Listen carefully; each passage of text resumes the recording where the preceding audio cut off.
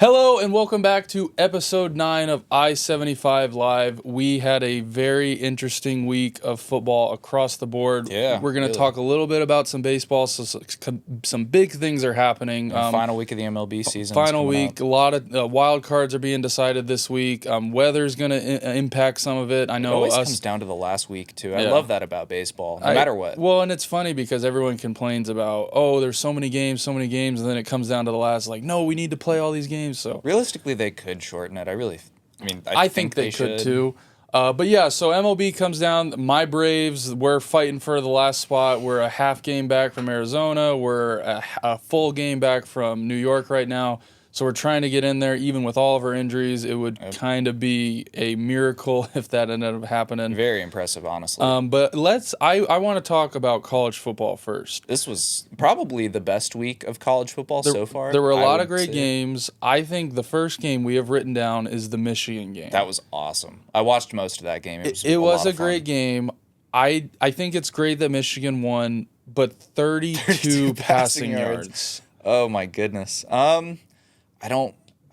They somehow pulled it off. I really thought that USC was going to hold them, but they had that long drive at the end, just ran it the whole time, all the way down the field, and ended scoring a touchdown with like seconds left. So it's got to suck being, USC. Very demoralizing, not demoralizing, but deflating almost. Yeah, I mean, because the couple times I didn't watch this whole game, but I was, going back and forth, and you thought USC had it. They almost had 300 passing yards. Quarterback played really good. The defense just couldn't hold him that last drive and then the run. But to my point, I don't think that Michigan is going to be able to beat some of these powerhouse teams when you can't even throw the ball for 50 yards. Ohio State will probably handle them, which I think this may be Ryan Day, the coach of Ohio State, might be his first time beating Michigan since he's been there, which is kind of crazy to think about how tight of a hold that Harbaugh had on all of the Big Ten, really, for most of those years he was there. Yeah.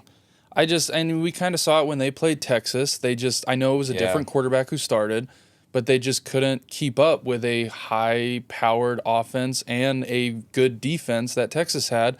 Georgia's going to have that. Ohio State's going to have that. Tennessee has that now. Yep. There's a lot of these teams where if you're going to put yourself in that category of championship-level teams, I don't know. I don't know if you're going to be able to beat some of those teams not even passing the ball for 50 yards. And they did lose a ton of guys in the draft, but they're not the only team to lose. Yeah. Georgia loses guys every year, same with Alabama, a lot of the SEC teams in general. Yeah. So if they're able to reload, I think Michigan, if not this year, they'll be just fine next year. Going into SEC games, the big one of the weekend, Tennessee, Oklahoma. Tennessee wins. Oh, my God. The score looked a lot better than the game played out. Of that game, well, not even the start, but I think this was the first game ever, or just the first game in a long time, where twice in the game there were back-to-back fumbles. Oh, okay. The team fumbled, and then I think Tennessee took it, fumbled right back, and then it happened again later in the game. Yeah, well, and very defensive game. I know Oklahoma's quarterback. He had 2 fumbles. He had the interception. Getting benched though, to me it doesn't make sense. To me, you have your starting quarterback on an SEC team at home too. At home, you were 3-0, first game in SEC play. The score really wasn't that bad for the turnovers that he had, and to come out and just bench him, I think could cause some problems for that team, the further they get into their season. Confidence has to be shot. It's like, I don't know. I don't agree with it. I've never agreed with just flat out benching a quarterback just because there's a reason he was your starter in the first place. Yes, he made some mistakes. Learn from it. It's his first real SEC game in this whole new college football world that we live in. I didn't agree with it, and I know the backup kind of came in, and he ended up throwing for 100 some odd yards. I think he had a couple touchdowns. I don't know though. I don't think it was the smart thing to do. It's the football season is such a long grind, long season. And really, you can split it up into 3 different parts too. The beginning, middle, and end, and you really do. You can judge a team based off each segment. Yeah, and to do that with your quarterback, that like I kind of said, he was your starter for a reason. All through camp, all through all these things, and to just make that split decision First because sight you're of losing adversity, yeah. first SEC game and to pull him. I don't know. I think it was a little bad coaching on them, and it could lead to some I don't know. It brings me to the you're talking about a team that, swaps out quarterbacks over and over. I can't help but think about the Patriots and the Mac Jones, Bailey Zappi, Brian Hoyer era, where it was just really every single week you didn't know whether, Mac Jones was going to get benched at halftime and then Brian Hoyer was marching out there, or vice versa with Bailey Zappi. It was, It's you gotta be happy that you got some clarity now with the Patriots. For all that, this is true, and I keep on, like, if it was up to me, and I'll say it, I don't want Drake May to play this year. Mm-hmm. Which I reports don't. are coming out that he might be close. And that's why I bring that up, is I just, we saw, what is it going to benefit? He gets some reps under his belt, he gets to start some games going into next year. Cool, that's a great thing. I don't know. If you really want to do that, then just wait until the end of the year for the last few games. If you really want to see him in some game time action, then just wait, because it's really not going to benefit him right now. After he was getting hit. They gave him a few drives on Thursday night, and he was getting laid out. And even that, what's the point of that? I don't know. What did that do? Garbage time against non-starters is not going to help. It's not going to help. It'll help you adjust to the game speed, but even then, those backups that were in the game at that point are not moving at the same pace that those highly paid players in that are. game, in the time, no one's, I think, really flying around full 24-3. speed. No. The game was over. Yeah. They're just trying to run out the clock. And so, if it was up to me, wouldn't have him in there at all this year. Just let him, like we've talked about, let him learn, let him sit behind, and don't completely just destroy his confidence. But no, more college football. I know, touch a little bit on Missouri survives Vanderbilt in overtime to a team that should have, I think. Vanderbilt always does this at least one game. Yeah, this is true. They give a ranked team a reason to sweat into the fourth quarter. And it was in Missouri as overtime. well. Yeah. It was. Yeah. It's crazy. I know Missouri showed a lot of resilience. I don't know if I haven't checked the AP rankings, so I don't know if they dropped after this game. They might have a couple spots. Yeah, I'm sure they're still top 10. I don't know the exact, but they're going to be right there at the end. I agree. I like Missouri too. I like their quarterback. The Georgia-Missouri game is going to be very interesting. It normally is whether Missouri's ranked or not for some reason. Yeah.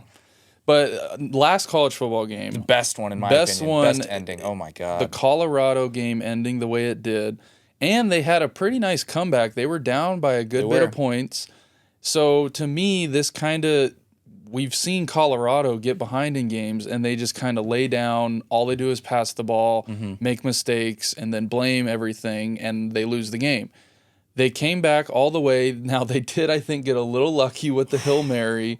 That first, the Hail Mary, the first one falls incomplete. It's raining. Yeah. Shador rolls out to his left, throws a crossbody to the only guy on that side of the field, and just drops it in between two players. That was a really nice throw. It was pretty crazy. I was watching, and I was like, well, Colorado, I can't wait to hear what they're going to say in the what caused them to lose this game. And then that happens. And then in overtime, they score the ball, and they play well.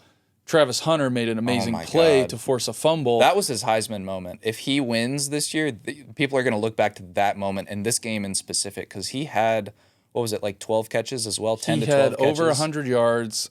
I don't think he had an interception, but he played really good on defense, and he had the game-sealing tackle. That his interception was that forced fumble this week. And oh, my God, well, and what a hit. It goes to, I think, this is kind of what everyone thought last year, and then he got hurt. If he can play like this, an elite wide receiver and on both sides of the ball, I think he is the front runner for the Heisman. The Heisman Trophy. First overall pick, too, maybe. That as well. Now, that also brings into another thing is I don't think any NFL team will let him play on both sides of the ball. Probably not the whole game, because that is so unsustainable in the NFL. I don't think he realizes that yet, but he will very quickly. I think they tried in preseason just to get him acclimated to both sides, but I do think he has more value at corner. Kind of like what Richard Sherman was saying last week. He has all of the skill sets of a receiver, but very rarely do you get someone who's great at receiver that can do it backwards, like backpedaling and following routes and then eventually running the route for that receiver. Yeah. So I really think that they'll have some packages for him in an offense, maybe like 3 or 4 times a game where he gets in, they run a route, throw it to him, something like that. Yeah. He's an exciting player. Oh, He's got to be my favorite player in college football. And that's right why now. I think he's the Heisman front. I mean, the Heisman Trophy is the best football player in the country. And who else is doing this? If he does this all, I don't care how good of quarterback stats, how good of whatever. If he does this the whole year, and they qualify for a bowl game, he plays in a bowl. I don't know how you don't. He wouldn't be the him. first player to do it either. Most times than not, when there's a player like this, they win the Heisman or are damn near close. Champ Bailey did it, and then same with Charles Woodson. Yeah. So it's not the first time we've seen this at all. Yeah. And he's an awesome player to watch. Mm-hmm. I think he has he's compared to last year, his attitude and just how he goes about things. I think he's very mature. He's really starting to realize, okay, after this year, I'm going to have to take a huge step when it comes to NFL and dealing with all that. So I need to prove that I can, show some of those qualities that these teams are going to be looking for. So I think he's a awesome player to watch. He makes plays. He's everywhere over the field. He's got hands. I don't think there's a college football player right now that has better hands than him. I was thinking that after week 1, that catch on the goal line, one where he caught it one-handed and then brought it back into his body, but I don't know. He just does this every week. To get into the NFL, though, we had, I think, a good week 3. It was. There were definitely more injuries, but it's just going to happen. Sorry about the Thursday night game, by the way. Yeah, the Jets did exactly what they should have done. What they should have done, and I think the Patriots did exactly what we were predicted to do the whole year. Our offense looked like crap. The Jets' defense took advantage of our O-line, of our inexperience at the receiver position, because they do have a good secondary. They do. So they did exactly, and Aaron Rodgers was rolling out of the pocket, running around, making plays like we've seen him do. He ran for a couple first downs. He looked like 5 years younger, honestly. And the passing touchdown to Wilson. I've seen him make that throw over and over again. I mean, it was perfect. And I think if like clockwork. Now, or the quarterbacks this year of what we've kind of seen, I think 31 other starting quarterbacks, that would have been an interception, pick 6, 99 yards down the field. Yeah, I mean, it was a perfect throw on the run. Maybe Josh Allen and Mahomes. That's it. Yeah. That's it, though. No one else has the arm strength to get it there. And against a top corner, I don't care what you say about Christian Gonzalez. Oh, he's our best player. He follows the number 1 receiver every single week. He is up to the task. And more times than not, he is winning those matchups. Yeah. Just crazy. And it's not his fault that he's on the field for 70% of the game. Yeah. So God, he's got to be tired. But he is our best player by far. But hit that pass to that touchdown in the corner of the end zone. I mean, it was perfect on the run. Perfect vintage Aaron Rodgers. I don't, like you said, there's a couple people who could maybe make that throw. But he looked good, and he did exactly what... Got to get him that Travis Hunter conditioning routine, whatever that is, so he can keep up pace. Yeah, I know, right? I don't know. But this one, I don't think anyone's maybe, honestly, some fans of the Giants might have seen them upsetting the Browns, but even with how bad Deshaun Watson's playing, the Browns' defense got walked all over. It was very, very surprising. And Malik Neighbors... Wow. I think he's good. He's single-handedly saving Daniel Jones' career right now. And it's not the exact same, but I would say that Odell had similar outcomes for Eli. Eli was already a great quarterback. I'm not saying that he wasn't, but Eli was able to do much more when he had an elite receiver like that on the field, like Odell, which before then he wasn't doing it with bona fide first-round picks. He was doing it with undrafted guys like Victor Cruz and Hakeem Nicks. Yeah. But Neighbors looked... he was just making catches everywhere. He looks really, so good. His route tree, he runs every route. Oh, my God. His red zone routes are... And we've seen that. He now has, I think, what? 40 inches in the air in full pads. 3 or 4 touchdowns the past couple weeks. He looks like the receiver that he did in college because he was very good at LSU. But he looks like he deserved that first overall pick or first round pick, and he's playing amazing. Right now, I think he is my rookie of the year front runner. I think it goes to Jaden Daniels, honestly. This is also true. We'll get into that game. They're both very close, especially with all the other rookies kind of underperforming a little bit. Not underperforming, but taking a bit. Underperforming, though, Eagles and the Saints. That game was such a bummer, dude. I was really excited to watch that game. I was too, because the Saints, literally, like we've mentioned, they have scored either a touchdown or a field goal every possession that their starters have played in the first couple weeks. Slugfest. Both quarterbacks had a very rough game. Yeah, honestly. there were a lot of turnovers. I think the Saints weren't able to capitalize on some of the bad turnovers that the Eagles did have.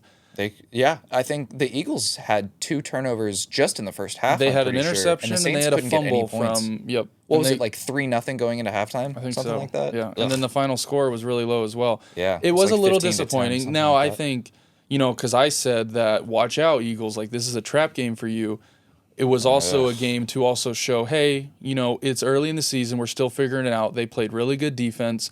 They got to feel good about winning the ugly games, though, because not every team can do that. You have to, because at the end of the year, it doesn't matter. Saquon you don't have came in Saquon clutch Barkley, again. you do not win that game. Yeah. Saquon Barkley single-handedly gave them the lead in the fourth quarter. And that's why they signed him.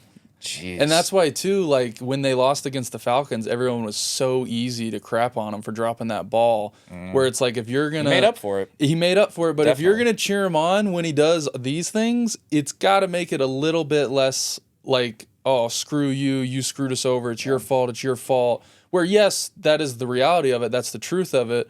But their defense still could have stopped him, so it's not. I wouldn't say it's entirely on him, but he was a huge part of why they lost that game. Well, and that's why you paid him, and that's why you're going to give him 20 to 25 touches a game. Mm-hmm. So the Bears, though, I know. I'm so done with this team. I'm so done with this team, dude. The Bears. I think it's very interesting because I thought. I don't. 350 passing yards and 2 touchdowns. That's nothing. You think you win that game when that happens. And I mean, that's something times. that hasn't happened a lot when it comes to Bears quarterbacks. So that is the 11th highest yard total for a quarterback ever. And he's played 3 games for us, and he already beat Justin's career high in passing yards. So there's that, but I mean the defense, like we've kind of talked about, on the field for like when they're on the field, as long as they are, they can only be, and they had a lot of turnovers as well. They had 3 interceptions, or 2 and a fumble. 2 interceptions and I think a fumble as well. Actually, no, I don't think that fumble counted. They said forward progress. We had a strip sack. And then later in the drive, they were at the goal line. The same thing happens, except they don't call forward progress, and they let him be pushed right into the end zone. So make that make sense, but it wasn't the reason we lost the game. Officiating, we can also kind of get into some of that going around the league as well. But like we kind of said, though, it is still early. It is still early for the Bears. They don't play a division game again till week 11. So this is what we said coming into it. Is they have time. Yep. The clock is ticking, though. It is. These next 4 games, you have to show something. You should have shown something this week. You did a little bit, but my God, the play callers. I know we all saw that 4th down play call. It was bad. First off, did you watch that whole sequence on the goal line? I saw the O-line literally as soon as the ball was snapped. I don't know why you're running a speed pitch option on 4th and goal out of shotgun. The 4 plays that they had on 1st and goal were all runs. The first one was a wildcat snap, and we had a complete whiff on our right tackle. If he makes any sort of block, that's a touchdown. And then they do it again. They run up the middle. Nothing. And then they line up in gun for 3rd down and run it again. Nothing. And then that 4th down play happens, like speed option out of gun. Yeah. And you want to know the worst part about that? They have DeAndre Carter, who is like a 5'11 wide receiver, blocking a defensive end. That's his matchup. And that's the reason that play got blown up, other than the 4 linemen making cut blocks on a speed option. Yeah. And then, that hilarious picture shows where it's just 4 Bears linemen on the ground, and then it's just 6 Colts defenders running straight for DeAndre Swift. Yeah. But my worst fears have been realized. The cycle is restarting again. I don't know if I would push the button just yet. Well, here's what I mean by cycle, at least what it looks like right now. Every year, every time we reset the clock, we reset the coaching staff too late. With every young QB that I've had in my past, he starts with a head coach who is already on the hot seat, and then they underperform the years following, and then that coach gets fired during the quarterback's rookie year. The quarterback is forced to reset with a completely new coaching staff, new offensive coordinator, And sometimes they overcoach him into losing his identity. And so it happened with Justin. It happened with Trubisky. Call it what you want. We cannot get the coaching stance, the coaching at all. We can't get it right.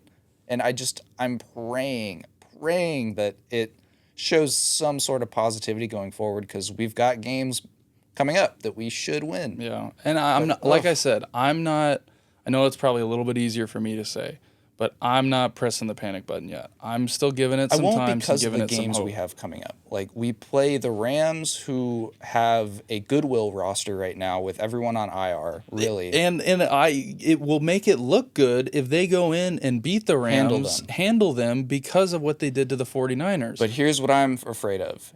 This is where I think you get to see the glaring issues and differences in coaching. I think, honest to God, that McVay is going to outcoach every single offensive coach we have on Sunday, and it may end up leading to us losing that game, and then it looks even worse. Yeah, it's a game you shouldn't win. And then I don't even feel confident about us beating the Panthers the week after, now that Andy Dalton is in. Well, and going to the Panthers game, it really looks like it was a Bryce Young problem. Yeah. Because Andy Dalton, after not starting the offense looked completely different. He had 300 yards and 3 touchdowns. That's the first quarterback to do that this year. And I think Josh Allen did it on Monday night.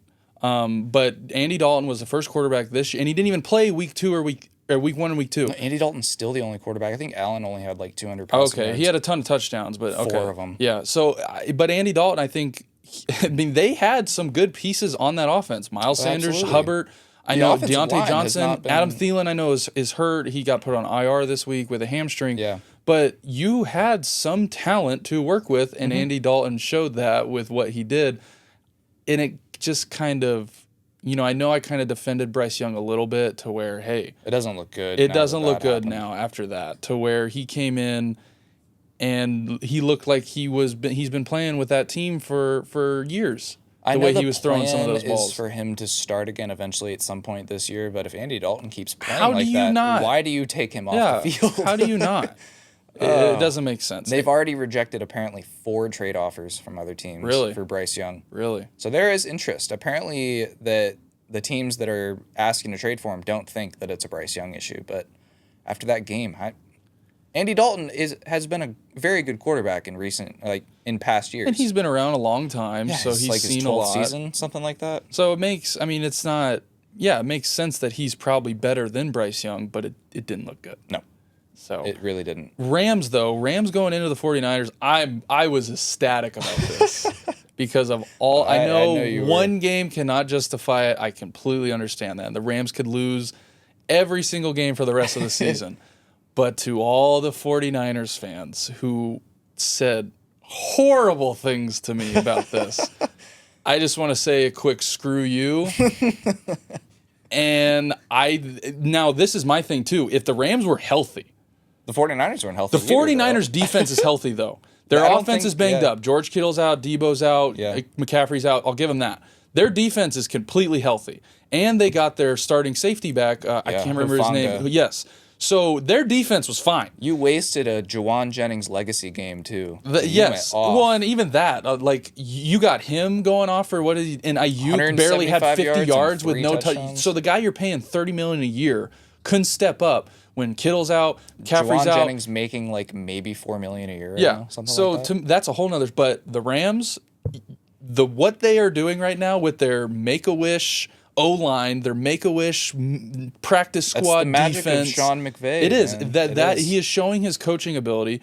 But I wish I'm happy the Rams won that game, and now they're ahead of San Francisco in the division, but Seattle's winning that division. 3-0 right now. So, but I was very, very happy just for my prediction at the beginning of the year that the Rams were able to beat because the Rams haven't beat the 49ers in 11 plus games. What do you smoke? Yeah. The past is you. the past They won. for a reason. This is why, yes. The NFL is unpredictable and nothing ever happens the same 2 years in a row. Nope. I think I was watching Game Day, I think leading up to the Monday night games, and they were talking about how there was a 2% chance that all 3 teams, the Vikings, Steelers, and Seahawks, would all be 3-0 and first in their division going into week 3.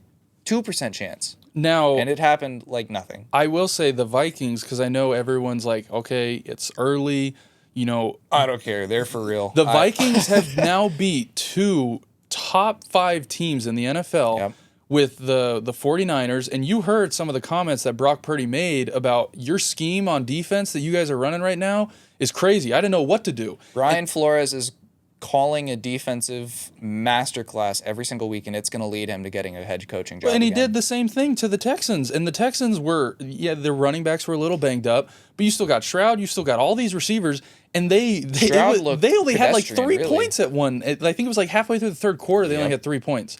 So that defense of what the Vikings are doing right now is, I think, legit. Let's hope they all stay healthy so they can still run some of the things they're doing. But the Vikings, I think, are really, really good. Sam Darnold is playing good football. Only quarterback in the NFL right now who has passed for multiple touchdowns every single game. I don't know if that stat came out after Josh Allen, so I don't think it's true anymore. But wow, yeah, Sam Darnold is in MVP conversations right now. And it helps that you're passing it to Jefferson. And it helps that they're He able to run the ball incredible. very well with Jones, and Jones out of the backfield catching passes.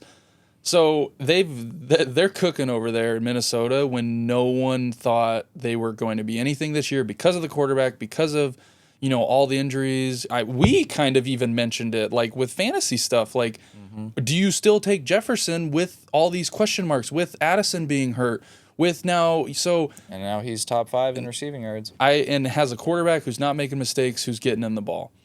Speaking of quarterbacks who are not making mistakes, the Bills.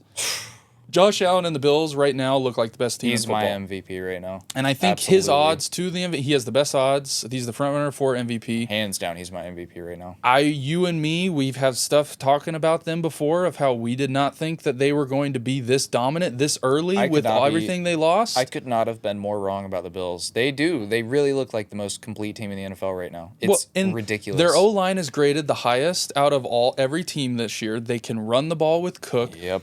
And on top of that, it is just doing wonders for Josh Allen when it comes to play action, when it comes to him rolling out of the pocket. The defense is playing out of their minds, too. They are not letting anybody Their D-line, too, Von Miller, and then I can't remember his name, but I think he's number 50. Epinesa. Yes, he's been Gregory playing Rousseau. very good. So Buffalo, again, that's another great coaching job of what they're doing over there with some of these young guys and some of the guys that they had to replace, that we have kind of been talking about.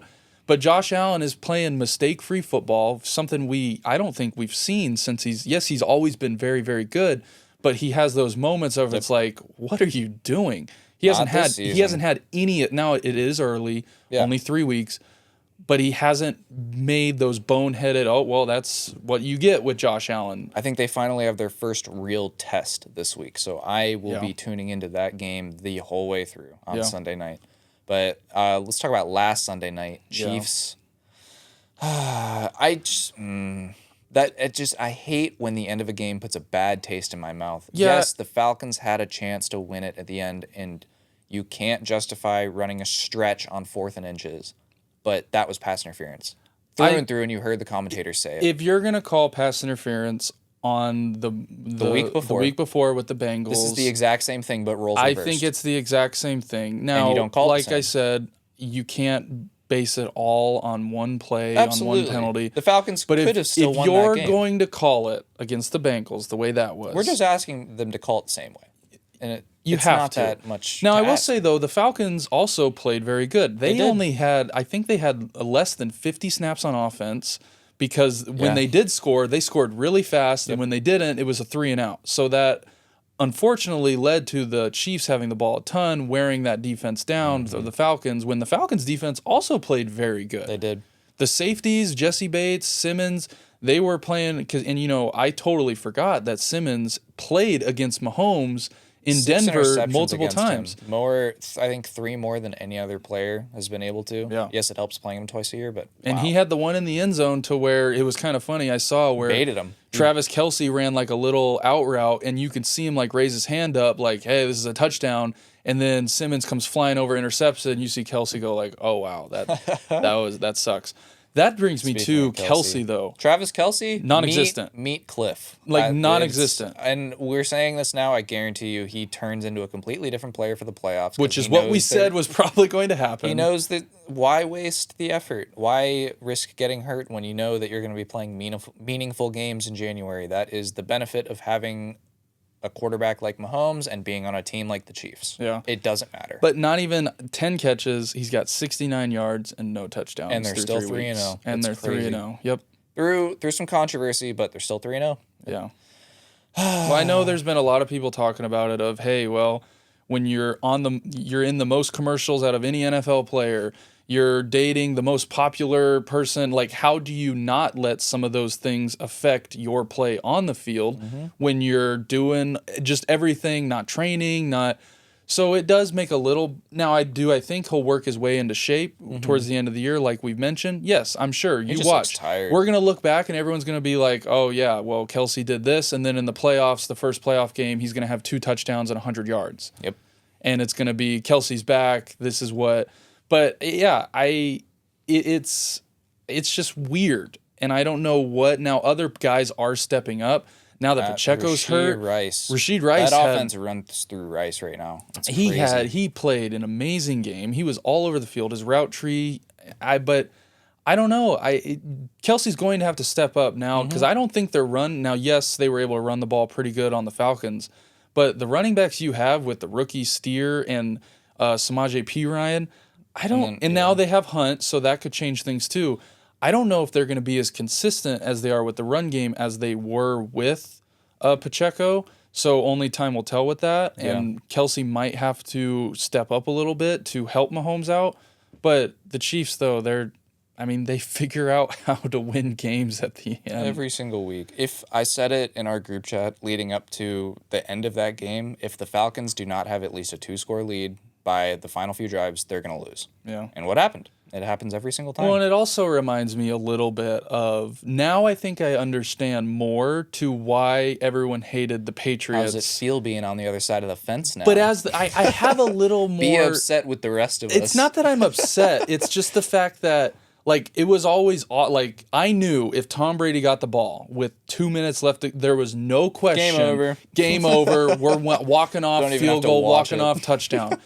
So now, knowing that of how I felt, it's the 2.0 of what that was. Yep. The Chiefs are what the Patriots were, and it makes sense to why you are getting hated on. Yes, I know some penalties have helped, and it always seems like that's what we remember.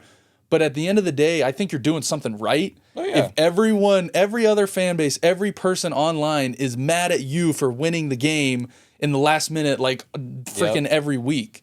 So I think they're doing something right to when it comes. If you're making people mad that you're winning games, that's a good thing in my book. And now it brings a little more of how I felt watching Tom Brady and the Patriots do it all those years. But Mahomes is going to be Mahomes. And we've seen this. He's the best quarterback in the league for a reason. And unfortunately, I wouldn't even say he did it again because the Falcons had lots of opportunities. If they score a touchdown at the end of that, there's only about 40 seconds left for Mahomes to go down the field, and you never know. Which you might still. But the Falcons had all the opportunities to do that. Yes, the penalty, yes, all that. But they couldn't do it. They couldn't have that clutch gene the way they did against the Eagles to put it away.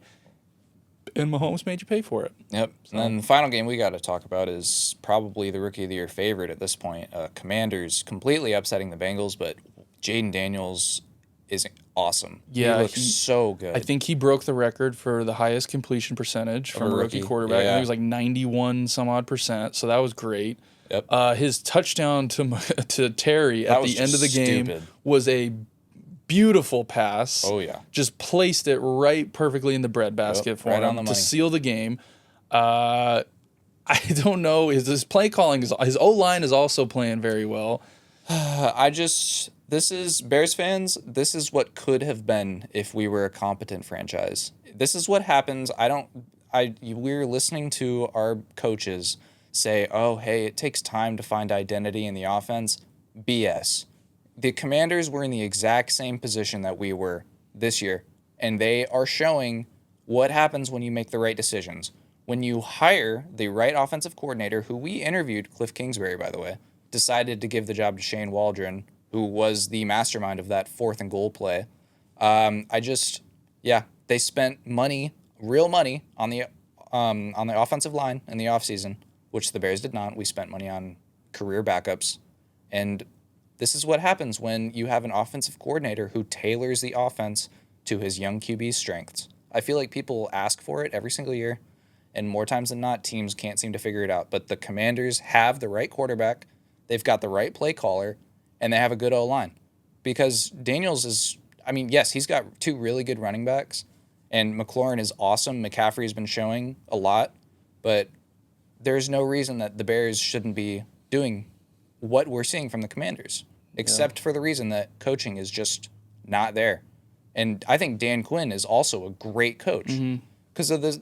I know people are saying, you don't want a defensive-minded head coach with a young rookie because then he tends to get overcoached. The defensive head coach will kind of ask him not to give the ball away, make smart choices, which kind of makes the quarterback feel like he has to play constrained and not free, and so it leads to him second-guessing his decisions.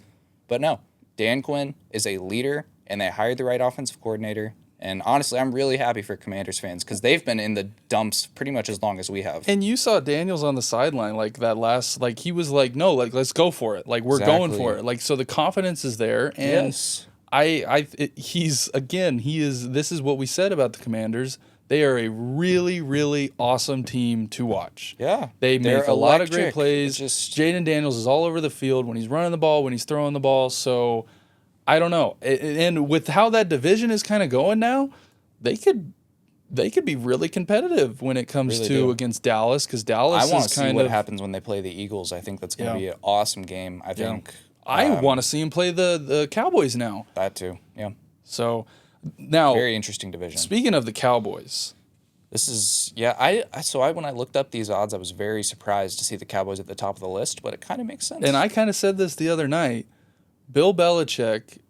He will be coaching next season. I think he will be coaching next year. Right now, he has the best odds to be the head coach of the Cowboys. Which makes a lot of sense. He's plus 100, so obviously there must be some insider information there about where he's headed. But one team that's not on the list of this, so I'll just list them off. This is the teams that Belichick is most likely to coach for based on odds. You've got the Cowboys, the Jets, which I think is a little less likely because I think the Jets do meet their expectations, maybe even surpass them. But then the Eagles, which is another good one. The Bears, which I didn't really think about. I don't know if I feel great about it. I would really hope that he brings in, again, a good offensive coordinator. But the Giants are up there too, and the Raiders. But I was surprised to not see the Jaguars. Yeah. People have been talking about that. He has a very good relationship with their owner, Shad Khan. And I think it would make a lot of sense if Bill likes, living in Florida. He's said very high things about Trevor Lawrence in the past. Yeah. Well, and you say Mac what you Jones want about is there right now too. Yeah, that's funny. Say what you want about Trevor Lawrence. I think he's a good quarterback, better than most. He has not started off. Been playing like he's not been playing very well. 0-8 in his last Their starts. Their defense could not stop anything against Buffalo. Very hurt in the secondary, but they're not getting anything out of their pass rush. They just look like a broken team right now. It sucks. The Jag. I would put that as a good prediction. But I think the Cowboys makes a lot of sense. Jerry Jones. I think it makes the most He's sense. just going to finally be like, I need someone that's going to win me games. Well, here's the thing, though. This is where it kind of, you see some overlap. Jerry Jones is the GM of that team, and Robert Kraft is technically the GM of the Patriots. Is he not? Or do the Patriots have an actual GM now? Because Belichick was kind of like acting GM, but the point I'm getting at is that I feel like Belichick isn't going to go to the Cowboys unless he gets final say on everything. And do you really think that Jerry Jones is going to give that up? No, and that goes to, I think Dad told me, or Chris, he said that Jerry Jones is the only owner that has a post-game conference after, talk with the media after every game. 5 years old or something like that. The only owner who does it. And it makes sense because he's so stuck up his own ways of no, I need to control it. So I don't know though. I think at a certain point you can look at it and be like, okay, well, screw this. I want to win games. I'm really old. I really want to get to another Super Bowl. Yeah. Who can I hire? Like 30 years.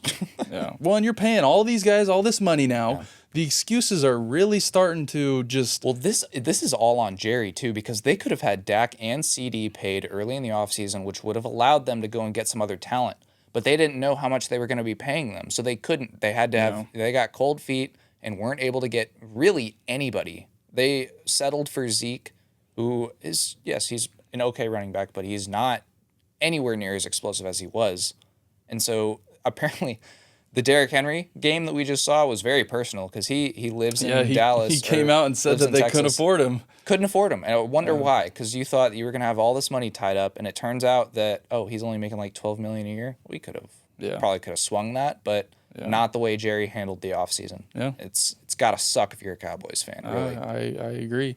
Now, let's switch gears a little bit before we get into week 4, just to touch on it briefly. I wish that we were coming into this episode. The White Sox are one game away from history. We are one game away from history, and this season actually meaning something. Yeah. They've got 5 games to do it. There is no way in hell that we are finishing on a 6-game winning streak. So that record is ours. I agree. Now, to switch gears from losers to winners. Yeah, people that are actually playing somewhat up to their expectations. Braves. We are, like we kind of said, we're a half game back from Arizona. Arizona's playing really bad right now. And we're a full game back from the Mets. We play the Mets tonight and Friday, or tonight and Thursday. But the game's probably going to get canceled because we've got a ton of weather coming through Georgia and coming through all that. So chances are those games are going to get moved to a doubleheader next week after we play the our 3-game series with the Royals. But, I mean, we've kind of said it. Our pitching has been awesome. Schwellenbach, Max Fried has been good. Sale, I think, is going to be the Cy Young winner this year. So we just need to ride those guys. And Pause.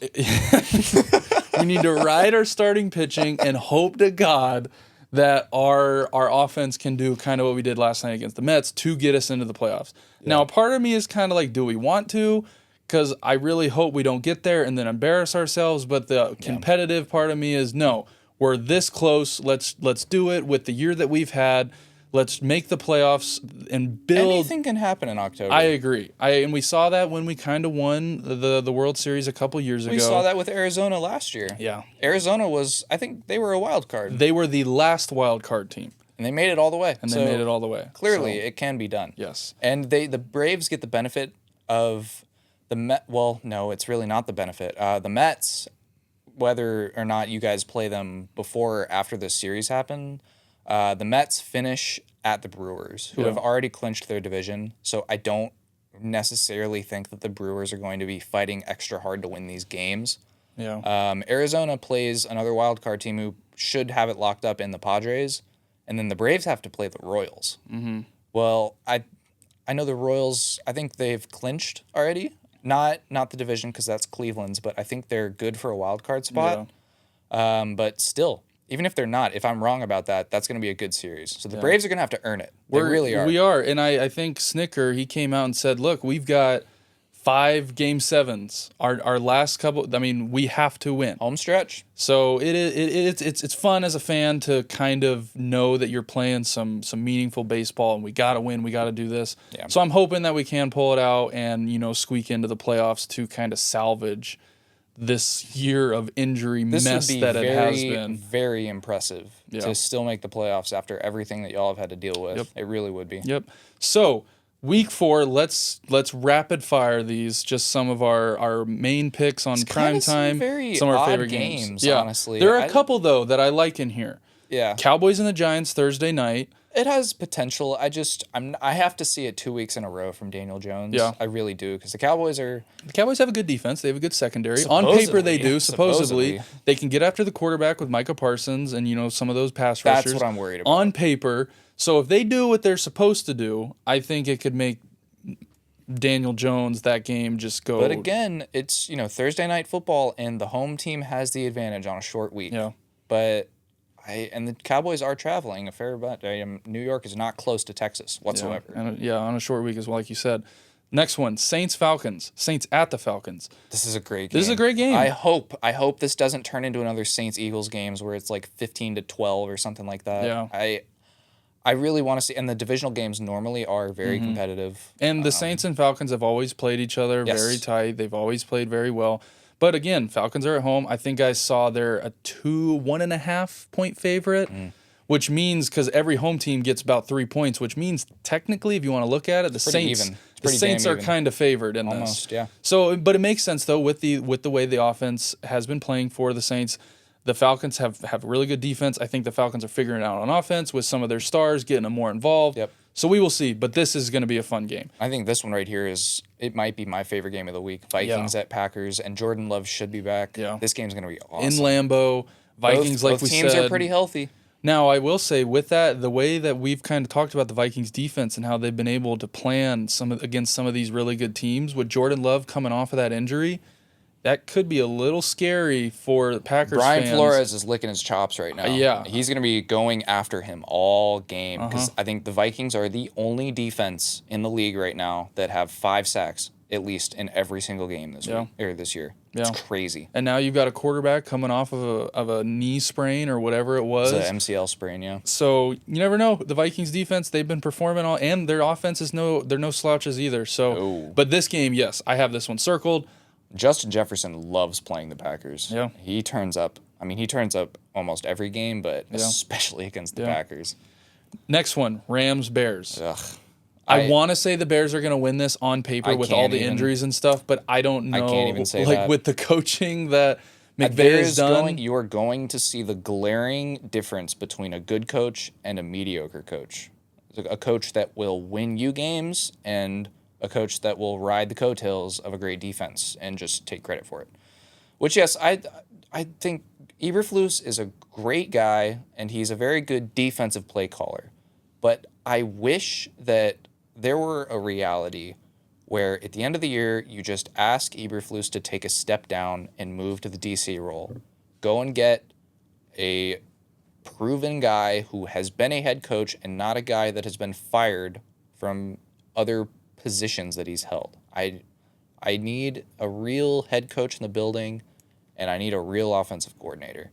But, that's for the future. For this game, I really think you need no mistakes, and you need to score points on offense. Which I think they're capable of. Yeah, I agree. If the play calling's there, and the O-line can hold up, because, wow, this... Well, if they can't hold up against this, like we said, makeshift D-line of the Rams... We're screwed. We're screwed. So, next one, though.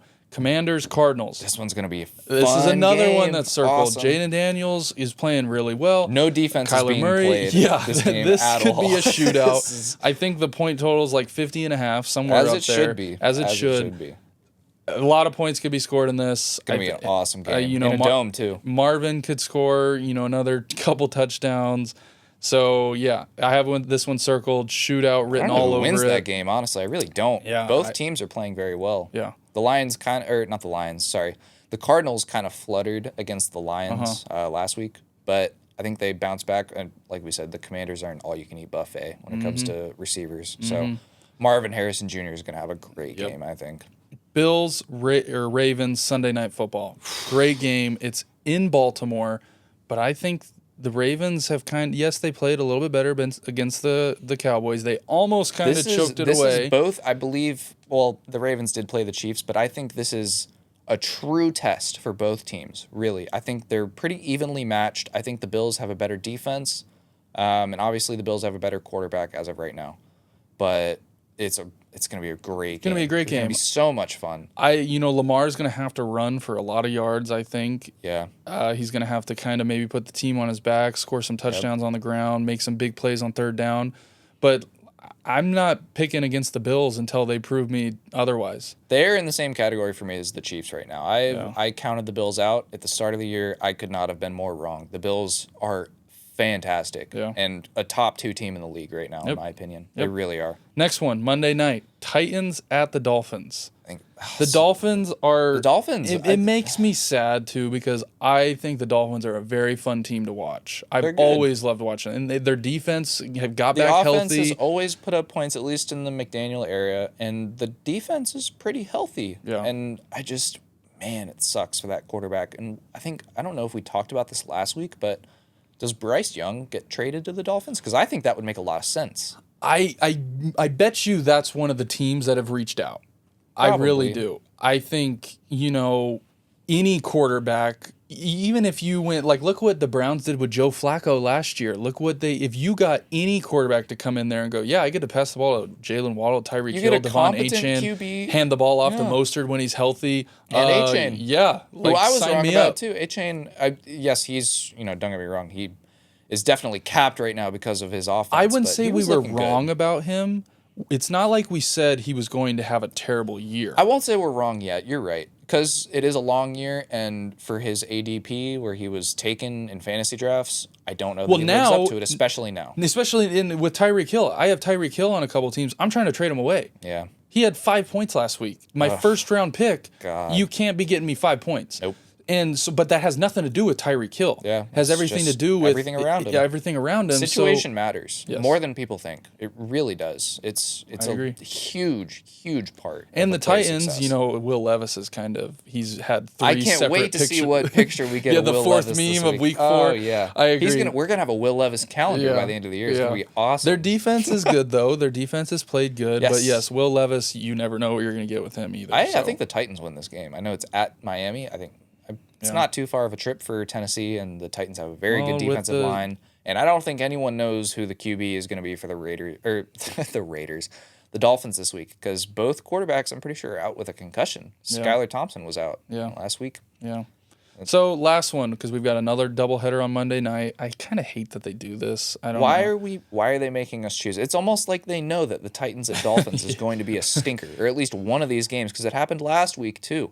And I have to believe that it's sitting in the back of their mind, like, okay, this game might be pretty bad, so let's put another one that we know people are going to watch, which Seahawks at Lions is going to be such a good game. Well, I hope.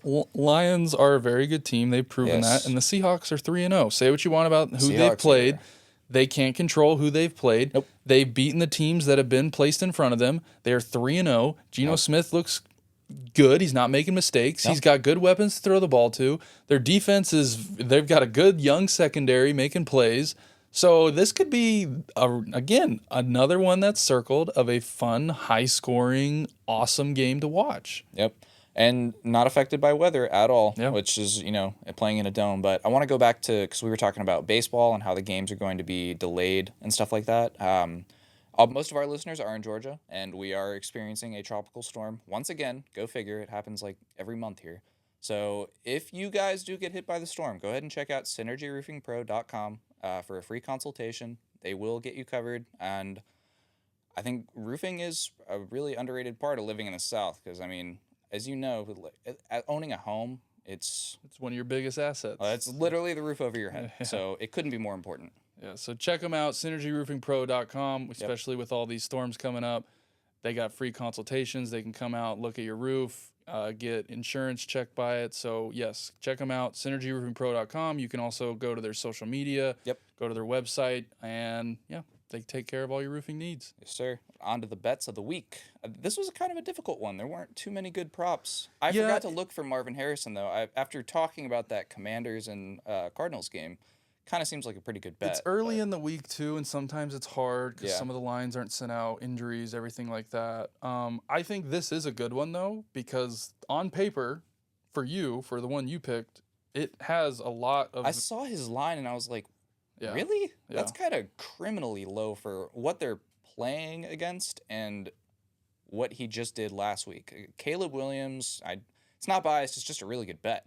They're playing a tarnished Rams team completely, and their secondary is even banged up. Everything's banged up on that team. And Caleb Williams' line for passing yards is 218. And so I'm going over. He had 360 last week against 363. And the Colts have a pretty good secondary. I think. Yeah, they've got good players. I don't know if they're good as a unit as a whole, but the Bears have a lot of playmakers on offense. If they call a decent game, then Caleb goes over this. Not even a good game. With the defense the Rams has, I would be a little. I would be really worried if he doesn't go over 250. I'm terrified, and I might be just kind of putting the Bears on the back burner for the rest of the year if this ends up being a disappointment.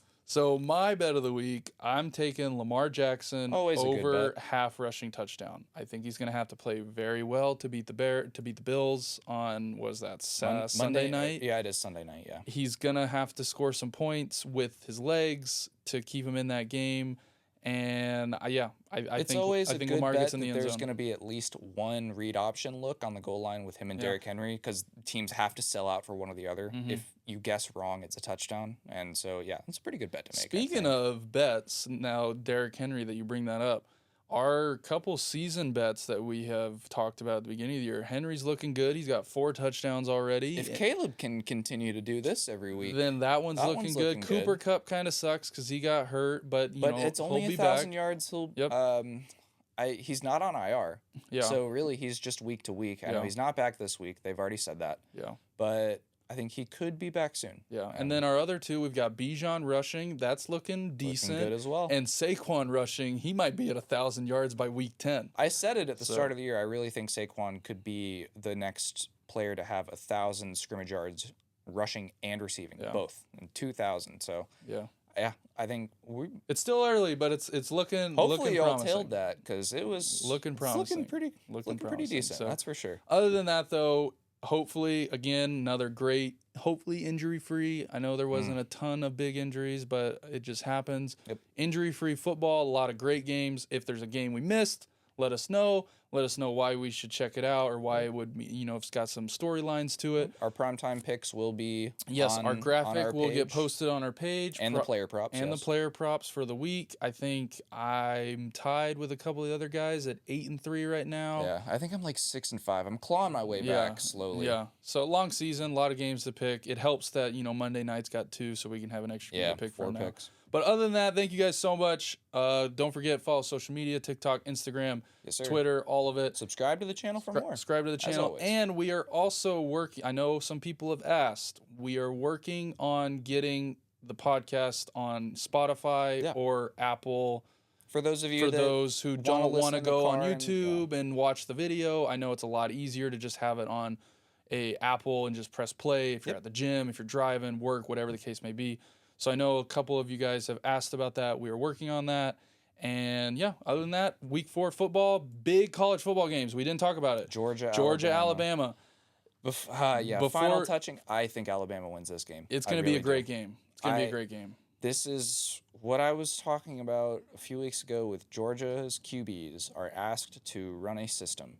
And when that system gets blown up, more often than not, we see a very low-scoring game. And I think Alabama's very, very, very good this year. And I think Georgia's defense is very, very good.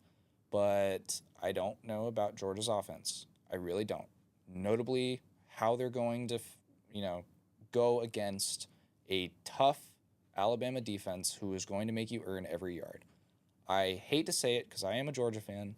I think Alabama wins this game. I really do. It's going to be a great game. It is. It's definitely one I'm going to watch. And it's cool that it's 7:32. So primetime, SEC football. I know it's kind of what they're doing this year instead of 3:30 start. Yep. But going to be a great game. But other than that, week 5 of college football is going to be great. Week 4 of NFL is going to be great. And we will see you guys next time. Sir, it's been real, guys.